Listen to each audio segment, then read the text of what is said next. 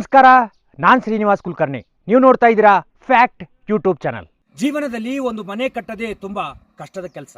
ಅಂಥದ್ರಲ್ಲಿ ಮಠ ಕಟ್ಟೋದು ಸಾಧ್ಯನಾ? ಈ ಗ್ರಾಮದಲ್ಲಿ ಕೇವಲ 12 ಮನೆಗಳಿವೆ ಮತ್ತು ಇವರು ಮಠ ಕಟ್ಟಿದ್ದಾರೆ. ಆದರೆ ಆ ಮಠ ಕಟ್ಟೋದ್ರಲ್ಲಿ ತುಂಬಾನೇ ಕಷ್ಟಪಟ್ಟಿದ್ದಾರೆ. ಹಾಗಾದ್ರೆ ಈ ಮಠ ಕಟ್ಟೋದು ಇತಿಹಾಸ ಏನು ಮತ್ತೆ ಇದರ ಹಿಂದಿನ ರೋಚಕ ಕಥೆ ಏನು ನಾವು ಇವತ್ತು ನಿಮಗೆ ಹೇಳ್ತೀವಿ.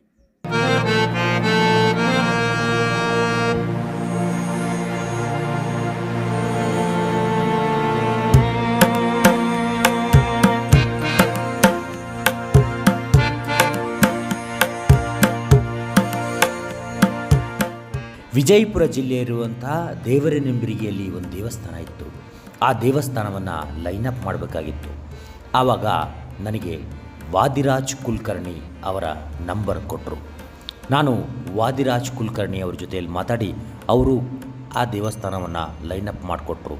ಆದರೆ ಅವರು ಅವತ್ತು ನನಗೆ ಒಂದು ವಿಷಯ ಹೇಳಿದರು. ಏನಂದರೆ, ಕರ್ನಾಟಕ ಮತ್ತು ಮಹಾರಾಷ್ಟ್ರದಲ್ಲಿ ಭಜನೆ ಮಾಡಿಬಿಟ್ಟು ನಾವು ಒಂದು ಮಠ ಕಟ್ಟಿದ್ದೀವಿ, ಅದನ್ನು ನೀವು ಕವರ್ ಮಾಡ್ಬೋದಾ ಅಂದರು. ನಾನಂದೆ, ನಾಳೆನೇ ಆ ಮಠವನ್ನು ಕವರ್ ಮಾಡ್ತೀವಿ ಅಂತ. ಮರುದಿನವೇ ನಮ್ಮ ಪಯಣ ಆ ಮಠದ ಕಡೆಗೆ ಸಾಗಿತ್ತು.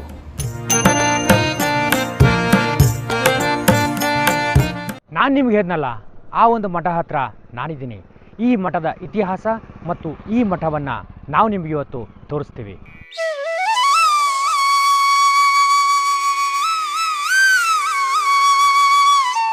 ಇದು ವಿಜಯಪುರ ಜಿಲ್ಲೆಯಲ್ಲಿ ಬರುವಂತಹ ಜೀರ್ ಅಂಕಲಿಗಿ ಅನ್ನೋ ಗ್ರಾಮ. ಇಲ್ಲಿ ಕೇವಲ 12 ಮನೆಗಳಿವೆ ಮತ್ತು ಇಲ್ಲಿ ಒಂದು ರಾಯರ ಮಠವನ್ನು ಕಟ್ಟಿದ್ದಾರೆ. ಈ ರಾಯರ ಮಠವನ್ನು ಕಟ್ಟಬೇಕಾದ್ರೆ ಇದರ ಹಿಂದೆ ತುಂಬ ರೋಚಕವಾದಂಥ ಕಥೆ ಇದೆ. ನನಗೆ ಇಲ್ಲಿ ಮೊದಲು ಸಿಕ್ಕಿದ್ದೆ ಪುರುಷೋತ್ತಮವರಿಗೆ ನನ್ನ ಮೊದಲನೆಯ ಪ್ರಶ್ನೆನೇ, ಸರಿ, ಇವಾಗ ಕೇವಲ 12 ಮನೆ ಇರೋಂಥ ಬ್ರಾಹ್ಮಣರ ಮನೆ ಅಂತ ಇಲ್ಲಿ ಮಠ ಕಟ್ಟಬೇಕಂತ ಬಂದಿರೋಂಥ ಪ್ಲ್ಯಾನ್ ಹೆಂಗೆ ಸರ್? ಅದು ಏನು ಸರ್, ತಾವು ಹೇಳಿದಂತೆ ಮನೆಗಳು ಕೇವಲ ನಮ್ಮ 12 ಆಗಿದ್ದಿರ್ಬೋದು ಕರೆ, ಆದರೆ ಮಠ ಕಟ್ಟಬೇಕು ಅಂತ ಮನಗಳು ಅದರ 10 ಪಟ್ಟು ಅಷ್ಟಿದ್ದು ನಮ್ಮ ಹಿರಿಯರಲ್ಲಿ. ಆದರೂ ಅಷ್ಟು ಉತ್ಸುಕತೆ ನಂಬಲ್ಲಿತ್ತು ಆಗಿನ ಕಾಲದ ಹಿರಿಯರಲ್ಲಿ. ಮತ್ತು ಆವಾಗೇನು ಈ ಮುಂಚೆ ಏನಪ್ಪ ಅಂದರೆ, ಇಲ್ಲೇ ನಮ್ಮ ಪಕ್ಕದ ಮನೆಯಲ್ಲಿ ರಘುನಾಥ್ ಜೋಶಿ ಅಂಥೇಳಿ ಹಿರಿಯರು ನಮ್ಮ ಮುತ್ತೇವರಿದ್ದರು. ಆ ಮನೆಯಲ್ಲಿ ಏನಪ್ಪ ಅಂದರೆ ಎಲ್ಲ ಹಿರಿಯರು ಕೂಡ್ಕೊಂಡು ಏನಪ್ಪ ಅಂದ್ರೆ ಅಲ್ಲೇ ಒಂದು ರಾಯರ ಸೇವೆ ಉತ್ಸವ ಅಂಥೇಳಿ ಪ್ರತಿ ವರ್ಷನೊಳಗೆ 3 ದಿವಸ ಅಲ್ಲೇ ಪೂಜೆ ಇಟ್ಕೊಂಡು ಏನಪ್ಪ ಅಂದ್ರೆ ಎಲ್ಲರೂ ಸಮಾಜ ಬಾಂಧವರೆಲ್ಲ ಒಂದಾಗಿ ಅಲ್ಲಿ ಮಾಡ್ತಿದ್ದೀವಿ ರೀ. ಕಾಲಕ್ರಮೇಣ ಕಳೆದಂಗೆ ಏನಾಯಿತು, ಇವತ್ತು ನಾವು ನಿಂತಂಥ ಈ ಜಾಗದಲ್ಲಿ ಇವತ್ತಿನದು ರಾಯರ ಸನ್ನಿಧಾನ, ಇದು ನಮ್ಮ ಅಣ್ಣತಮ್ಮರದೊಂದು ಭಾಳ ಬಿದ್ದ ಮನೆ ಐತೆ ಸರ್. ಇದು ಈ ಮನೆ ಒಳಗೆ ಇಲ್ಲಿ ಮಾಡಿದ್ರೆ ಹೆಂಗೆ ಆತ ಅಂತ ಎಲ್ಲರೂ ಕೂಡ ಒಂದು ವಿಚಾರ ಮಾಡೋದ್ರೊಳಗೆ ಅವರು ಏನಪ್ಪ ಅಂದ್ರೆ ಈ ಮನೆ ಮಾಲೀಕರು ಏನಪ್ಪ ಅಂದ್ರೆ ಇಲ್ಲಿ ಪರವಾಗಿಲ್ಲ ಮಾಡಿರಿ, ರಾಯರ ಜಾಗ ನೆಲೆಸ್ದಂಗೆ ಆತ ಅಂತ ಹೇಳಿದ್ರು. ಆಮೇಲೆ ಇದು ಕಾಲಕ್ರಮೇಣ ಏನೋ ಸುಧಾರಣೆ ಮಾಡ್ಕೋತ ಬಂದರು. ಅಂದರೂ ಆಗಿನ ಮಟ್ಟಕ್ಕೆ ಆಗಿನ ಕಾಲದೊಳಗೆ ದುಡ್ಡಿಗೆ ಭಾಳ ಪ್ರಾಮುಖ್ಯತೆ ಐತ್ರಿ. ಹೀಗಾಗಿ ನಮಗೆ ಆಗಿನ ಕಾಲಕ್ಕೆ ಸುಧಾರಣೆ ಮಾಡೋದಾಗಲಿಲ್ಲ.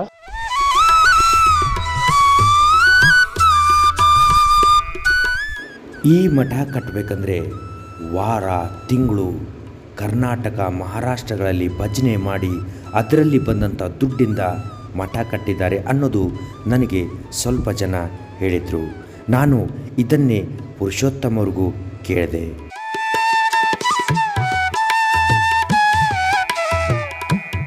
ಮಠ ಕಟ್ಟಬೇಕಾದ್ರೆ ಭಜನೆ ಮಾಡಿಬಿಟ್ಟು ಕಟ್ಟಿದ್ದಾರೆ ಅಂತ ಹೇಳ್ತಾ ಇದ್ರು. ಅದ್ರ ಬಗ್ಗೆ ಏನಿದೆ ಸರ್ ಇತಿಹಾಸ? ಭಜನೆ ಅಂದ್ರೆ ನೋಡ್ರಿ ಸರ, ಸರಿಸುಮಾರಾಗಿ 80ರ ದಶಕದೊಳಗೆ ರೀ ನಮ್ಮಲ್ಲಿ ಅವಾಗ 12 ಮನೆಗಳಿದ್ದು ರೀ. 12 ಮನೆಗಳೊಳಗೂ ನಮ್ಮಲ್ಲಿ ನಿರುದ್ಯೋಗ ಸಂಖ್ಯೆನೇ ಹೆಚ್ಚಿತ್ತು. ಆದಷ್ಟು ಎಲ್ಲರೂ ಏನಪ್ಪ ಅಂದ್ರೆ ನಿರುದ್ಯೋಗಿಗಳಿದ್ರು, ಪದವೀಧರಿದ್ದರು. ಅವರೆಲ್ಲ ಕೂತ್ಕೊಂಡು ಏನು ಮಾಡೋಣ, ಮಠ ಹೆಂಗಾರೆ ಉದ್ಧಾರ ಮಾಡ್ಬೇಕಲ್ಲ, ಒಂದು ಡೆವಲಪ್ಮೆಂಟ್ ಮಾಡೋಣ ಅಂದಾಗ ಹಿರಿಯರೆಲ್ಲರೂ ಕೂಡಿ ಚರ್ಚೆ ಮಾಡಲಿಕ್ಕಾಗಿ ಯಾಯವಾರಿ ಸೇವಾ ಅಂತೇಳಿ ಅದು ಮಾಡ್ಲಿಕ್ಕೆ ಸ್ಟಾರ್ಟ್ ಮಾಡಿದ್ರಿ. ಮೊದಲು ಬಿಜಾಪುರ, ಸೋಲಾಪುರ ಮತ್ತು ಸುತ್ತಮುತ್ತ ಹಳ್ಳಿ ಒಳಗೆ ಏನಪ್ಪ ಅಂದ್ರೆ ಭಕ್ತರ ಮನೆಗೆ ಹೋಗಿ ಭಜನೆ ಅಂಥೇಳಿ ಮಾಡೋದ್ರಿ. ಅವ್ರ ಮನೆ ಒಳಗೆ ಇಂತಿಷ್ಟೇ ಕಾಣಿಕೆ ಕೊಡ್ರಿ ಅಂತ ಅವರಿಂದ ಏನೂ ಅಪೇಕ್ಷೆ ಪಡೋದಿಲ್ಲ, ನಿರೀಕ್ಷೆ ಮಾಡೋದಿಲ್ಲ. ಅವ್ರು ಇವತ್ತು 10 ರೂಪಾಯಿ ಕೊಟ್ಟರು ಸರಿ, 20 ರೂಪಾಯಿ ಕೊಟ್ಟರು ಸರಿ.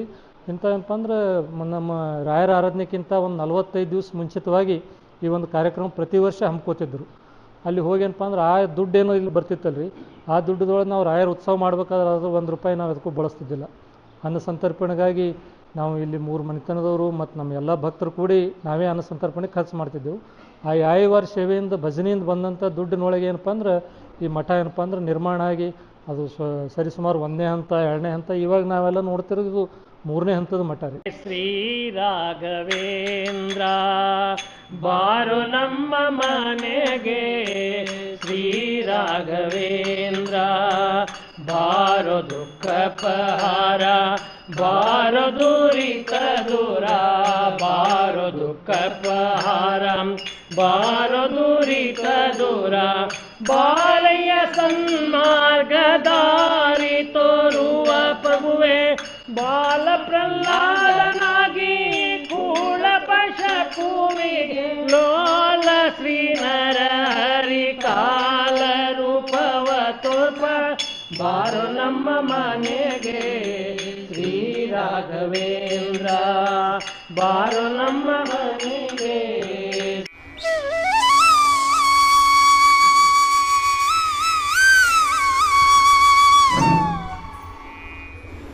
ಈ ಮಠವನ್ನು ಕಟ್ಟಿದ ಮೇಲೆ ಇಲ್ಲಿ ಇರುವಂಥ ಈ 12 ಮನೆಗಳಿಗೂ ಕೂಡ ತುಂಬ ಒಳ್ಳೆಯದು ಆಗಿದೆ ಅಂತೆ. ನಾನು ಇಲ್ಲಿ ಕೆಲವರನ್ನು ಮಾತಾಡಿಸಿದ್ದೀನಿ ಕೂಡ. ಸರ್, ಈ ಮಠ ಕಟ್ಟಿದ ಮೇಲೆ ಇಲ್ಲಿ ಇರೋಂಥ 12 ಮನೆಗೂ ಗೌರ್ಮೆಂಟ್ ಜಾಬ್ ಆಯಿತು ಅಂತ ಹೇಳ್ತಿದ್ರು, ಅದ್ರ ಬಗ್ಗೆ ಏನು ಹೇಳ್ತೀರಿ ಸರ್? ಎಲ್ರಿಗೂ ನಮಸ್ಕಾರ. ಇದು ರಾಯರ ಮಠ ಅಲ್ಲ, ಇದು ಎಲ್ಲರ ಒಂದು ಆರ್ಥಿಕ ಸ್ಥಿತಿಯನ್ನು ಉದ್ಧಾರ ಮಾಡಲಿಕ್ಕೆ ಮಾಡ್ತಕ್ಕಂಥ ಒಂದು ಮಠ ಅಂತಿಕೊಂಡು ನಾವು ಅನುಭವಿಸ್ತೇವೆ ನಾವು. ಯಾಕಂತಂದ್ರೆ ಹಿರಿಯರು ಮಾಡಿದ್ದ ಪುಣ್ಯ ನಮ್ಮ ಮಕ್ಕಳಿಗೆ ತಟ್ಟದಂತ ತಿಳ್ಕೊಂಡು ನಮ್ಮ ಶಾಸ್ತ್ರ ಹೇಳ್ತವೆ, ಪುರಾಣಗಳು ಹೇಳ್ತಾವೆ. ಅದೇ ರೀತಿ ನಮ್ಗೆ ಇಲ್ಲಿ ಅವರು ಭಜನೆ ಮಾಡಿದರು, ಅದನ್ನು ಆಲಿಸಿ ನಾವು ಭಜನೆ ಎಲ್ಲ ಪದಗಳನ್ನು, ನೂರಾರು ಪದಗಳನ್ನು ಓದಲಾರ್ದೆ ಕಲ್ತುಬಿಟ್ಟೇವೆ ನಾವು. ಹೀಗಾಗಿ ಅದು ಭಜನೆ ಮುಖಾಂತರ ಸೇವೆ ರಾಯರಿಗೆ ಅರ್ಪಣೆ ಆಯಿತು ಏನೋ ಗೊತ್ತಿಲ್ಲ. ನಮ್ಮಲ್ಲಿ 8 ಜನ ಏನೋ ಮನೆ ಇದ್ದು ಇಲ್ಲಿ ಎಲ್ಲರ ಮನೆಯೊಳಗೆ ಒಬ್ಬರು ಇಬ್ಬರು ಹೆಣ್ಮಕ್ಳು ಸಹಿತ ನೌಕರಿಯಲ್ಲಿ ಆ ಸೇವೆ ಮುಖಾಂತರನೇ ಆಗಲಿಕ್ಕೆ ಅಂತಿಕೊಂಡು ದೃಢ ಸಂಕಲ್ಪದಿಂದ ನಾವು ಹೇಳಲಿಕ್ಕೆ ಇಷ್ಟಪಡ್ತೀವಿ.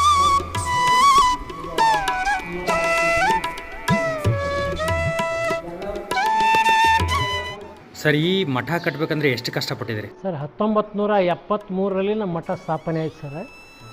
ಆ ಮಠದಲ್ಲಿ ಎಲ್ಲ ಪೈಲ್ ನಾವು ಒಕ್ಕಲ್ತನ ಮಾಡ್ತಿದ್ದೇವೆ ಸರ್. ಎಲ್ಲರೂ ಒಕ್ಕಲ್ತನ ಮಾಡಿ ಮುಂದೆ ನಾವು ಮಠ ಕಟ್ಟಬೇಕಾದ್ರೆ ಎಲ್ಲರೂ ಒಂದೊಂದು ಸಲಿಗೆ ಜೋಳ ಕೊಡೋದು, ಹಿಂಗೆ ಶೇಖರಣೆ GD ಕುಲಕರ್ಣಿ ಅಂತ ತಿಳ್ಕೊಂಡು ಒಬ್ಬರು ಎಲ್ಲ ಇದು ಅದಕ್ಕೆ ಮಾಡಿದ್ರಿ.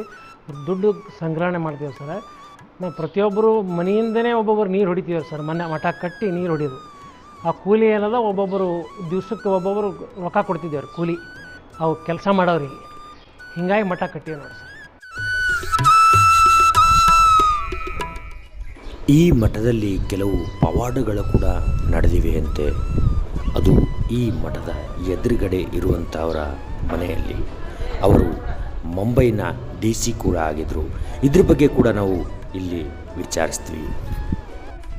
ಸರ್, ಇಲ್ಲಿ ಸುಮಾರು ಪವಾಡಗಳು ನಡೆದಿವೆ ಅಂತ ಕೇಳಲ್ಪಟ್ಟೆ ಸರ್, ಅದ್ರ ಬಗ್ಗೆ ತಾವೇನು ಹೇಳ್ತೀರಿ?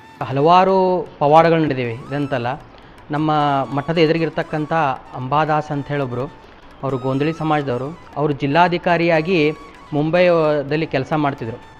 ಏನೋ ರಾಯರ ಪ್ರೇರಣೆಯಿಂದ ಒಂದು ಸಲ ಮಂತ್ರಾಲಯ ಹೋಗ್ಬೇಕಂಥೇಳಿ ಅವರು ಮುಂಬೈದಿಂದ ಮಂತ್ರಾಲಯಕ್ಕೆ ಹೋಗ್ತಾ ಇದ್ದಾರೆ. ರಾಯಚೂರುವರೆಗೂ ಹೋದ್ರಂತೆ. ಅಲ್ಲಿಂದ ಮುಂದೆ ಯಾವುದೇ ರೀತಿಯಿಂದ ಹೋದರೂ ಕೂಡ ಅವ್ರು ಮಂತ್ರಾಲಯ ತಲುಪಲು ಆಗಲಿಲ್ಲ. ಜರ್ನಿ ಮಾಡಿ ಒಂದು ಟಯರ್ಡ್ ಆಗಿರೋದ್ರಿಂದ ಅವ್ರು ಅದೇ ಕಾರ್ನಲ್ಲಿ ಸ್ವಲ್ಪ ವಿಶ್ರಾಂತಿಗೋಸ್ಕರ ಮಲಗಿದಾಗ ಸ್ವಪ್ನ ರೂಪದಲ್ಲಿ ರಾಯರು ಬಂದವರಿಗೆ, ಮಂತ್ರಾಲಯಕ್ಕೆ ಯಾಕೆ ಬರ್ತೀನಿ, ನಿಮ್ಮ ಮನೆಯ ಮುಂದೆ ರಾಯರು ನೆಲೆಸಿದ್ದಾರೆ, ಅಲ್ಲಿಗೆ ಹೋಗಂಥೇಳಿ ಒಂದು ಮಾತನ್ನು ಅವ್ರಿಗೆ ಸ್ವಪ್ನ ರೂಪದಲ್ಲಿ ರಾಯರು ಬಂದು ಹೇಳಿದಾಗ ಅದೇ ಕ್ಷಣದಿಂದ ಅವರು ಹೊಳ್ಳಿ ಬಂದು ಇಲ್ಲಿ ನಮ್ಮ ಜೇರಂಕ್ಲಿ ಮಠದಲ್ಲಿ ದರ್ಶನ ಪಡೆದು ಅದರ ಬಗ್ಗೆ ಕೂಡ ಅವರು ಇಲ್ಲಿ ಕಾರ್ಯಕ್ರಮದಲ್ಲಿ ಹೇಳ್ಕೊಂಡಿದ್ದು ಒಂದು ಉದಾಹರಣೆಗಳಿದೆ. ಅದೇ ರೀತಿ ಇನ್ನೊಬ್ಬರು ನಮ್ಮ DC ಆಗಿದ್ರು, ಜಿಲ್ಲಾಧಿಕಾರಿ ಆಗಿದ್ರು ಮುಂಬೈ ಪ್ರಾಂತ್ಯದಲ್ಲಿ ಅವರು.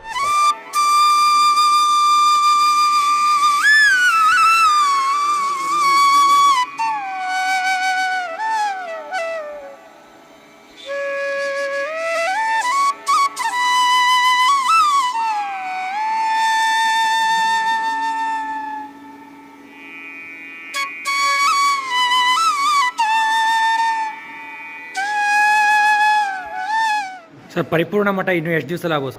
ಪರಿಪೂರ್ಣ ಮಠ ಇದು ನೀವು ಹೇಳ್ದಂಗೆ ಮನಿ ಅಂತಿದ್ರೆ ಇಂತಿಷ್ಟ ದಿನದಾಗ ಆಗ್ಬೋದು ಅಂತ ಹೇಳ್ಬೋದು ರೀ. ಮಠ ಅಂದಾಗ ಅದು ಹೇಳಕ್ಕೆ ಸಾಧ್ಯನೇ ಇಲ್ಲ ರೀ. ಯಾಕಂದ್ರೆ ಅದು ನಾವು ಇನ್ನೂ ಎಷ್ಟು ಕಟ್ಟಿದ್ರು, ಈಗ ನೋಡಿರಿ ನಾವು ಧೂಳು ಮಣ್ಣೊಳಗಿದ್ದವ್ರು ಇವತ್ತಿಂತ ಒಂದು ಛತ್ತಿನ ಆಶ್ರಯದೊಳಗೆ ನಾವಿದ್ದೆವು.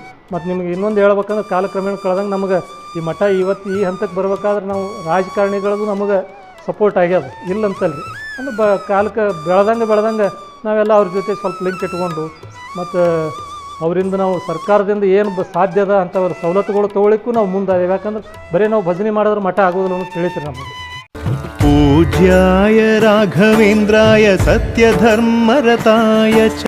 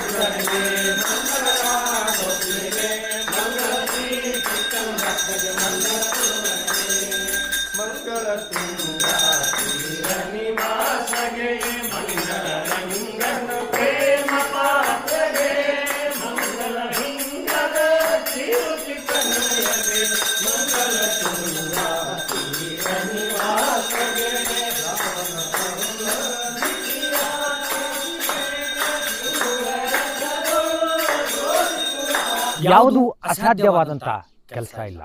ನಥಿಂಗ್ ಈಸ್ ಇಂಪಾಸಿಬಲ್ ಅಂತ ಹೇಳ್ತಾರೆ. ಈ ಮಠ ಬೇಗ ಆಗಲಿ, ಮತ್ತೆ ಇಲ್ಲಿ ರಾಘವೇಂದ್ರ ಸ್ವಾಮಿಗಳ ಬೃಂದಾವನ ಬೇಗ ಆಗಲಿ ಅಂತ ಹಾರೈಸ್ತಾ ಇವತ್ತಿನ ಈ ಎಪಿಸೋಡ್ನ ಇಲ್ಲಿಗೆ ಮುಗಿಸ್ತಾ ಇದ್ದೀನಿ. ನಾಳೆ ಇನ್ನೊಂದು ಎಪಿಸೋಡಲ್ಲಿ ಸಿಗ್ತೀನಿ. ಅಲ್ಲಿವರೆಗೂ ನಮಸ್ಕಾರ.